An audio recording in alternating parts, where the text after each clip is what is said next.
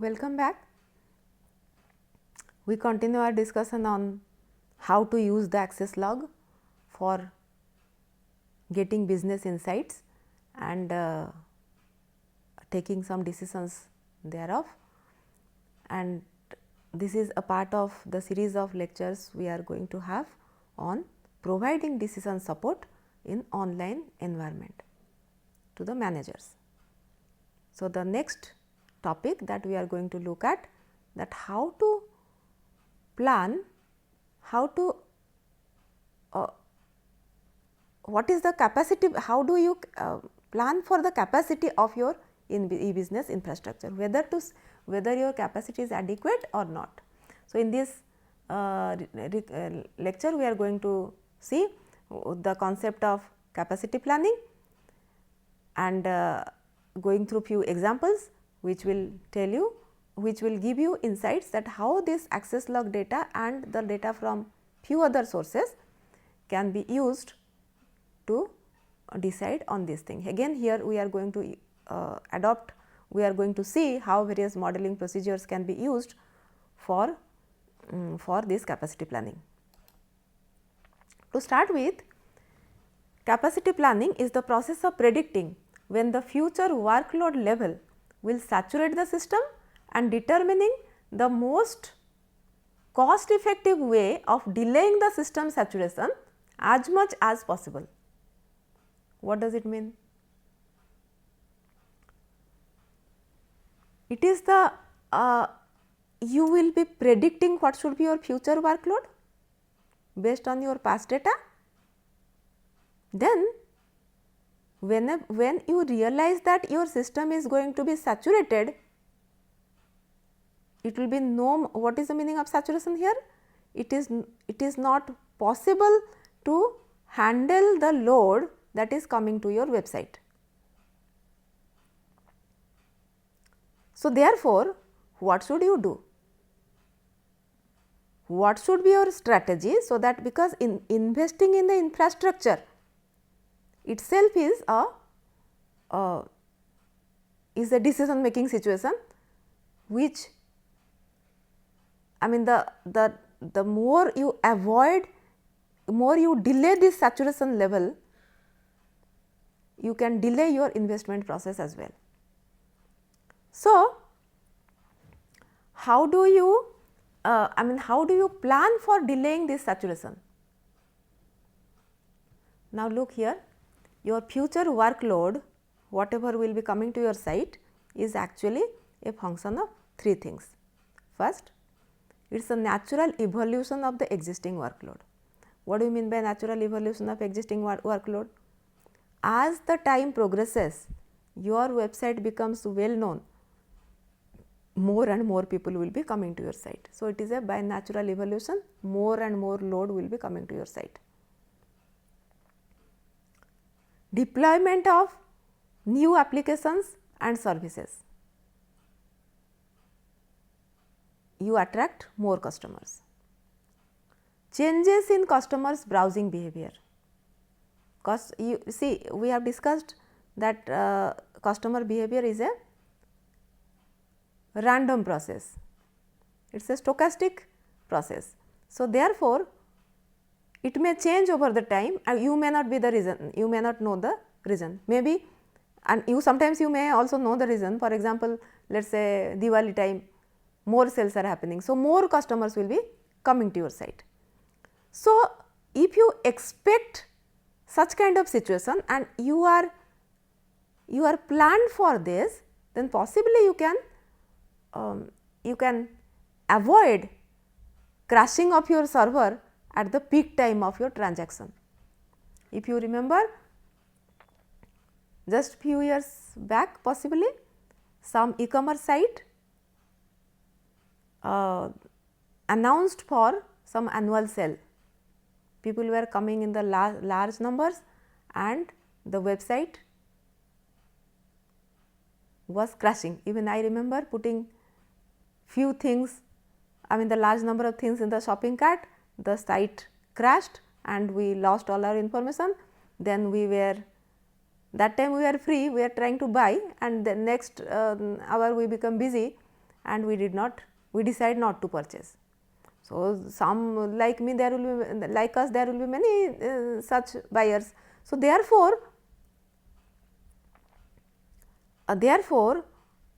having adequate capacity to cater to your customers, especially during the peak time, is a decision making situation, and you require a lot of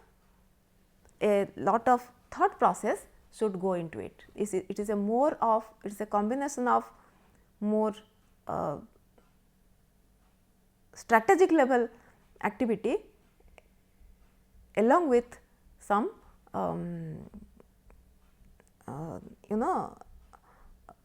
tactical level activities. Okay, let us try defining adequate capacity. So, adequate capacity is a function of three things. First, the service level agreement, which is basically your performance, quality of service requirement, and scalability and bottleneck analysis. In fact, some of this discussion we had in the beginning when we started talking about the e-business infrastructure. The first one, that is service level agreement, is about deciding what should be your performance.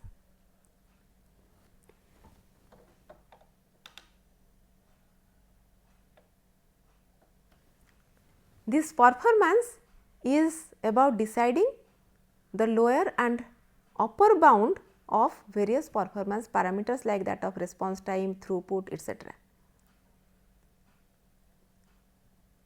So, it is again your decision of the management to set, depending on the kind of business that you are in, whether you are an online you are an e-commerce site for whom the response time is very important, otherwise the customers will go. Suppose you are a online publisher publishing research papers,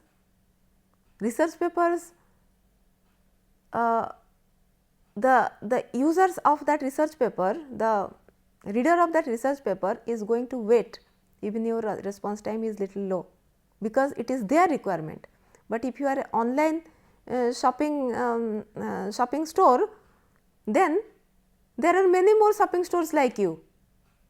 Unlike your digital library, where the unique product, that is a research paper, is a unique product which is not available anywhere. Here, if you are online shopping site, there will be many more shopping sites dealing with the same product or at least a substitute. So, people will go. So, depending on the kind of business you are in, this lower and upper bound can be set. Let us say somebody decides that server side response time should be less than 2 seconds and throughput should be some 30,000 requests per second. By deciding this really does not help. You have to plan accordingly, you have to plan your infrastructure accordingly, so that your response time is within the bound which your management decides. So, here one important thing can be, you can think of one important thing, that is your customers' expectation. Now, these customers, there is an industry rule called 8-second rule. The customers, if your response time is beyond 8 seconds, they are not going to stay, they are going to go away. So, depending on the uniqueness of your product, you can now set this time. So, in this example, the time is decided to be less than 2 seconds, that is a good number for a server side, because there is a response time. Server, as we have discussed during infrastructure, this response time is not limited to the activities of the server alone. This includes the network delay time, this includes the client side, the capability of the client as well. So, but at least from business perspective we should be clear that our server side response time is not very less. Okay. So, for this purpose you need to do some kind of performance modeling. The next is your quality of service requirement. What is your quality of service requirement? Deciding on the site availability,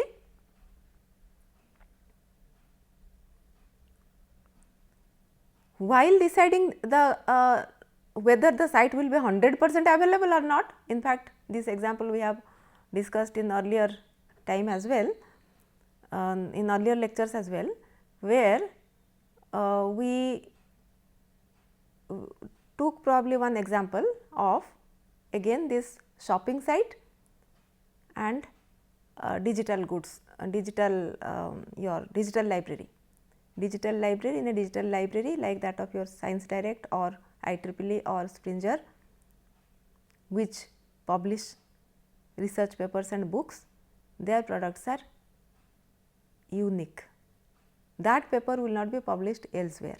So, if it is a very important paper, if the site, if you find tonight that site is under maintenance, they write from time to time, if you have visiting such sites, you might be finding that site is under maintenance. They know that even if they put complete 12 hours, their site under maintenance for complete 12 hours, their prospective customers who are interested in that unique product are going to come back. But think of a shopping online shopping site. Today, if the product is, if the site A is not available, its server is down, you are going to go to site B, because their products are not unique and same product is available in both the places. So, while deciding the site availability, estimating the cost of unavailability, that is the cost of losing the customer, is very important. So, that is again a modeling situation. Then finding the single point failures, those are your bottleneck elements. Let us say you have one web server, multiple database servers. If one of the database server goes out of service, the same data is replicated in other servers as well. So, you are that is not a bottleneck. But if your web server, if you have a single web server goes down, your site is not available. So, therefore, finding such single point failures is very important. Which are those elements, if they fail, your service will be interrupted. Then to have this whatever performance parameters you decided, what should be your minimum configuration to have this kind of expectations fulfilled, expectations of the management fulfilled. That is again a decision making situation. For doing all this, analysis of mean time to failure, analysis of mean time to repair, etc., are in fact quite a bit of reliability analysis can go into it. Scalability and bottleneck analysis. An infrastructure is said to be scalable if it provides adequate service level even when the workload increases above the expectation level. Let us say in your website a particular section is going to be accessed more in a particular selling season. Let us say for example,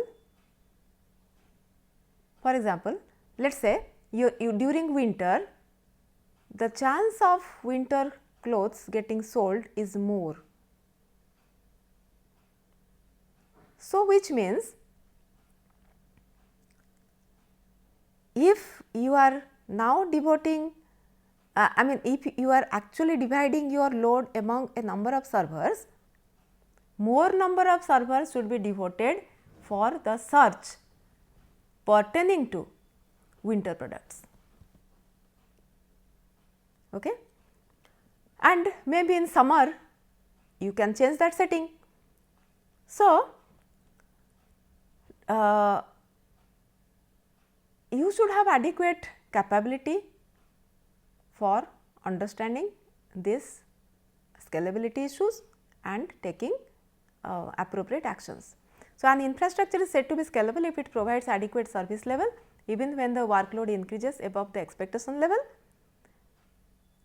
and determining the expected throughput during that period through performance modeling, finding the bottleneck resource that limits the performance, and workload forecasting. In fact, about finding this bottleneck, while discussing, if you remember, just to give you a little bit more insight, if you remember when we are talking about the security issues, that time we saw because of the security protocols how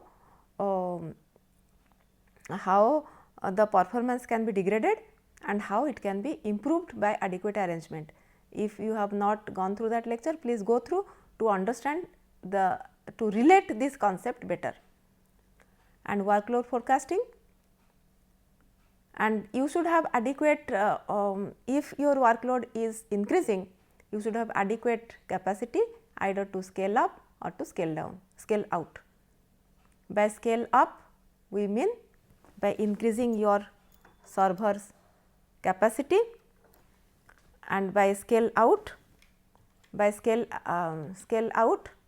we mean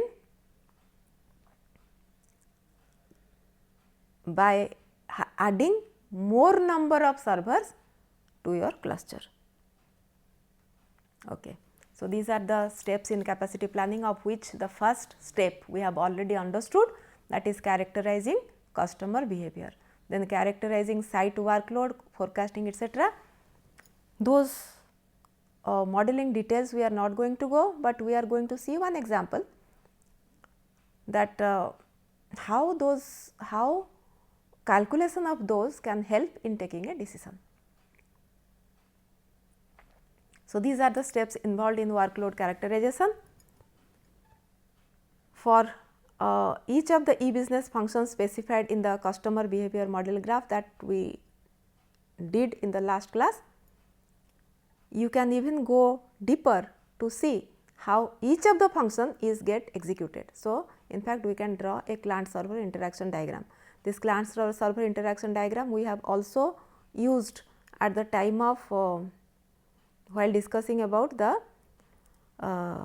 infrastructure, specifically you are dealing with security issues. Then we can find out the service demand and each of the resources based on the service time. Then we can identify the functions which are most demanding in terms of service demand. Then you can find out the bottleneck resources in each case and the overall site throughput, and then we can find out the average throughput of the website. So, we can go little deeper from customer behavior model graph. Let us say we are thinking of a node called searching the products. Now, searching the product involves interaction among many entities, web server, application server, database server, and so on. This is a whole set of client server interaction diagram. For a search operation, client first connects to the web server, then web server connects to the application server connects to the database server gives the data back to the application server, it is sent back to the web server again constructs the combines all these details, reconstructs a page and send to the customer. So, now each of the element involved in this process, they have their own capacity, and depending on the load they behave in different manner. Now, modeling this process is called the performance modeling. So, each resource now is to be modeled. Specifically for this particular purpose, people use queuing model. So, each resource is modeled as a queue, can be modeled as a queue, and all the resources together can be modeled as a queuing network. Now, see, we are not going to learn about queuing theory, but what I am trying to tell here you is to have performance modeling or a modeling of this kind of situation,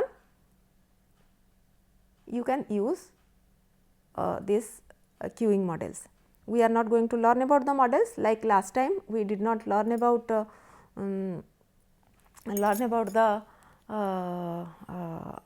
Markov process in mathematical details, but at least we knew some of the formulas which can be used for modeling purpose. So, there here also we adopt the same philosophy. We will be from the model we will be finding the performance parameters like waiting time, response time, facility utilization, etc., and can use it. Assuming that your whole setup for let us say for that search operation, instead of dividing it into the parts like web server, application server, etc., we can go to that deeper as well. Why that deeper? Even you can go to the processor level detail, but it is not required in this case. It is after all modeling. Modeling works under a lot of assumptions. So, our assumption is we will not be breaking the operations for a specific operation search. Internally whatever may happen, we will be considering the search as a operation as a single node, and we will be considering all the requests coming to that node as a queue. So, your search is the operation and the requests are coming in a queue. Now, when they are solved by this search operation may be involving interaction between web server, application server and database server, but we are not considering this in this detail. What we are considering is that search as one operation and these requests are coming. Assuming that it is a situation of this time where we are not considering these details, this is a model with a single queue. So, considering this single queue approach, if lambda is our arrival rate, which is number of requests per second, and mu is the service rate, which is requests served per second, and where from we will be getting these parameters?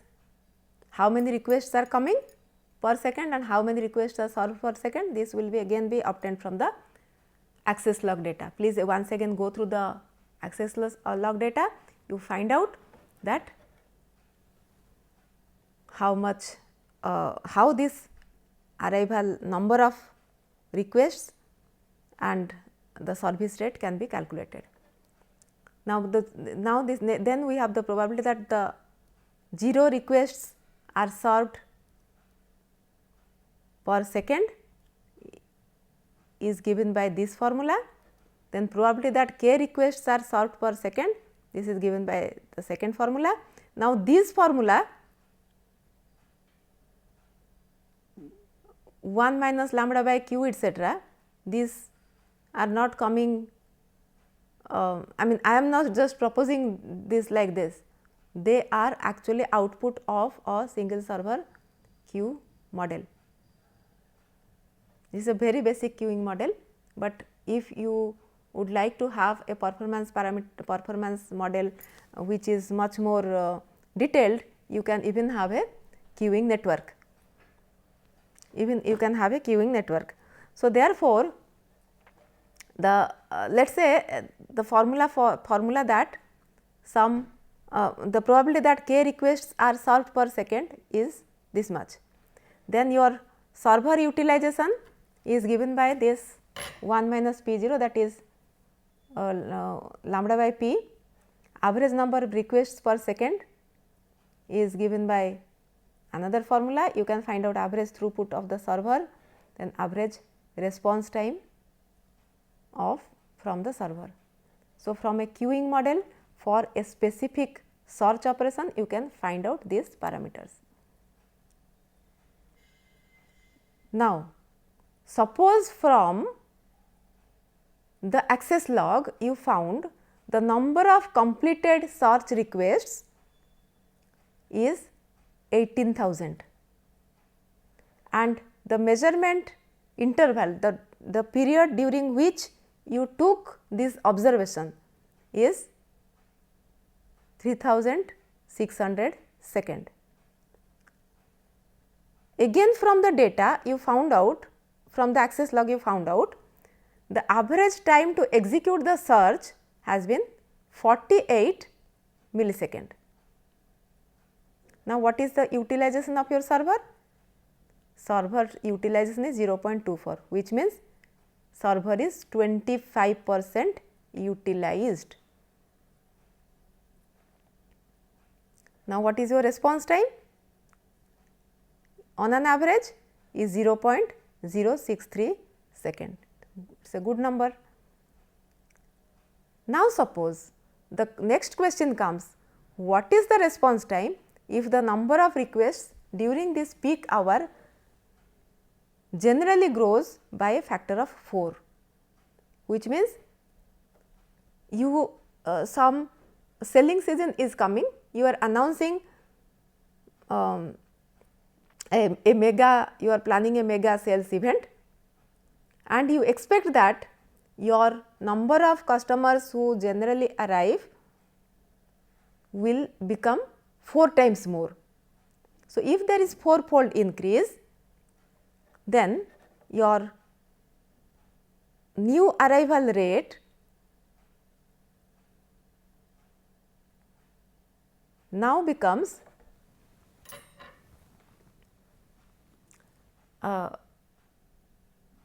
now becomes 4 into lambda, that is 20 requests per second. What was your original? It was